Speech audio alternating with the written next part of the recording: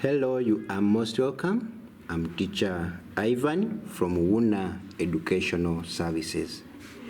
In today's lesson, we shall be discussing about relative density. We shall look at how we get relative density, and we are looking at majorly calculation parts. However, we shall look at how we come up with relative density. Relative density is defined as the ratio of density of a substance to the density of equal volume of water. However, we can also define relative density using mass, whereby it's the ratio of mass of a substance to the mass of equal volume of water.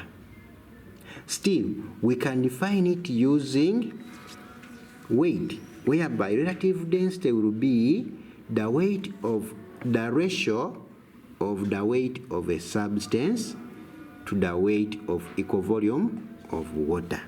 So, from those three definitions of relative density, we also come up with three formula for relative density. The first one is when we use density, whereby it will be relative density RD equal to the density of a substance over density of equal volume of water. We also define it or get the formula using mass, where it's the mass of a substance over mass of equal volume of water. And lastly, we can also obtain or determine relative density using weight, where it will be weight of the substance over weight of equal volume of water. And the relative density has no units.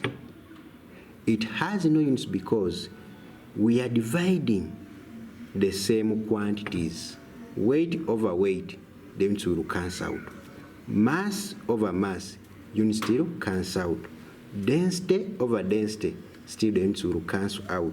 So the major reason as to why relative density has no units, it's because it's a ratio of the same quantities, and therefore that implies that the units will always cancel out and will remain with no units. Let us look at examples.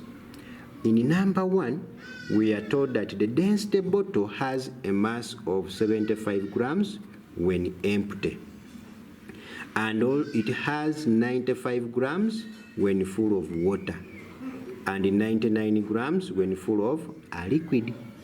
So they want us to calculate the density, they want us to calculate the relative density of the liquid and the density of the liquid. So let us look at how we do these two parts. So relative, since we are given the masses, but we have the mass of empty bottle and the mass of bottle full of water and bottle full of liquid. If you recall how we get the mass of a liquid, we said that the mass of a liquid is gotten by, first of all, weighing the empty clean container and not the mass. Then we also get the mass of the the mass of the container filled with the liquid, and we subtract to get the mass of the liquid. Therefore, the mass of the substance will be the mass of the bottle full of the liquid minus the mass of empty bottle. Similarly, the mass of water will be mass of mass of container or bottle filled with water minus mass of empty bottle. And that's how we shall substitute to get relative density. Here, we are getting relative density using masses because we are given information about masses in the question. If we're given weights, we could use weight. If we're given densities, we could use densities. So we shall get our relative density as 1.2. And now we are going to see how we use relative density to get density. Remember that relative density is defined as the ratio of density of a substance to the density of equal volume of water. And therefore, we have relative density as density of a substance over the density of equal volume of water. So, using this formula, we can get the density of the liquid, whereby we shall make a density of the liquid the subject by multiplying through by density of water on both sides.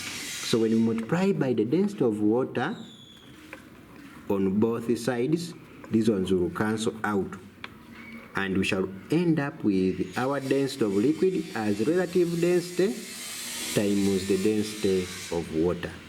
But the relative density is what we have gotten as 1.2, and the density of water is a constant, and it is 1,000 kilograms per meter cubed. So that gives us the density of the liquid as 1,200 kilograms per meter cubed.